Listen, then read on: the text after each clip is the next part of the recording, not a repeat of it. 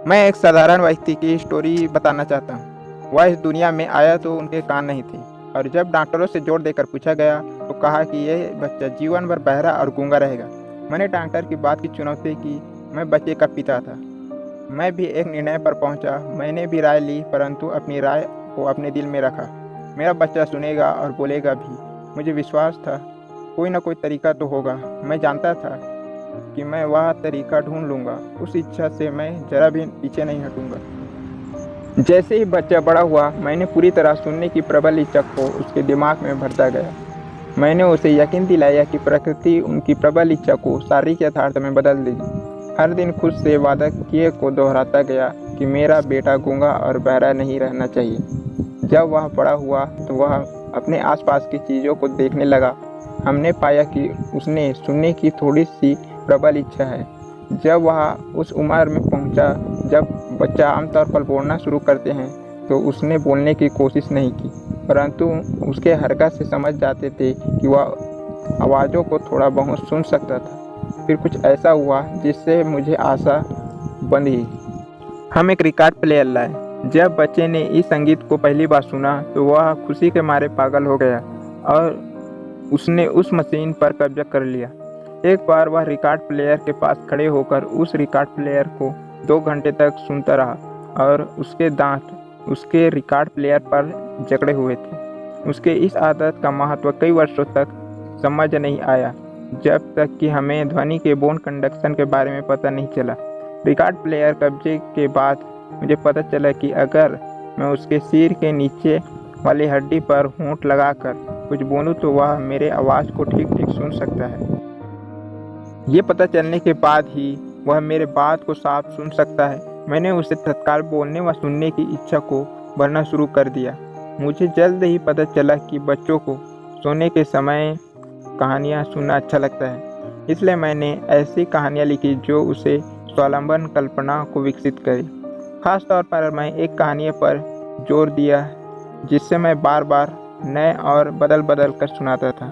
मैं इस कहानी के द्वारा उसके मस्तिष्क में ये विचार का बीज बोना चाहता था कि उसकी शारीरिक स्थिति दुर्भाग्य नहीं है, बल्कि छुपा हुआ एक सौभाग्य है। जब मैं पिछली बातें याद करता हूँ, मैं अब ये देख सकता हूँ क्योंकि मेरे पुत्र को मेरे ऊपर विश्वास था, इसलिए उन्हें इतने चमत्कारी परिणाम मिले। उसके बिना सवाल पूछे मेरी हर बात मानी। मैंने उसके दिमाग में ये विचार बैठा दिया वह अपने बड़े भाई से ज़्यादा लाभप्रद स्थिति में है और उसे कई तरीक़ों से लाभ मिलेगा। उदाहरण के तौर पर जब स्कूल में टीचर देखेंगे कि उनके कान नहीं हैं, तो इस वजह से उसके और अधिक ध्यान देंगे और असाधारण दयालुता से पेश आएंगे। पर टीचर ने ऐसा ही किया। एक दोपहर घर में अकेला था, यानी नौकरों के अलावा कोई नहीं था। तो वह किचन की खिड़की से बाहर निकला, जमीन पर कूदा और वह पड़ोस के जूते बनाने वाले से 6 सेंट का उधार लिया। अखबार खरीदने के लिए निवेश किया, अखबार बेचा और फिर से निवेश किया और फिर देर शाम तक बार बार निवेश करता रहा और अखबार बेचता रहा। आखिर वह अपने बही खाते को सही करने के बाद और अपने बैंकर से 6 सेंट के उधार को वापस करने के बाद और उसने अपना मुनाफा गिना 42 सेंट। जब हम रात को घर लौटे तो वह बिस्तर पर गहरी नींद से सो रहा था और 42 सेंट उसकी मुट्ठी में जकड़ी हुई थी। उनकी माँ ने उसकी मुट्ठी खोली, सिक्के निकाले और रो पड़ी। ये भी होना था। अपनी पुत्र की पहली सफलता पर रोना उचित नहीं था। मेरी प्रतिक्रिया बिल्कुल विपरीत थी। मैं खुलकर हंसा क्योंकि मैं चाहता था कि मैं अपने बच्चे के दिमाग में आत्मविश्वास की रवैया विकसित करूं। मैं सफल रहा। छोटा बहरा बच्चा जो सुनने लगा। छोटा बहरा बच्चा स्कूल पास कर गया, बिना अपने टीचर के लेक्चर सुने कॉलेज भी पास कर गया।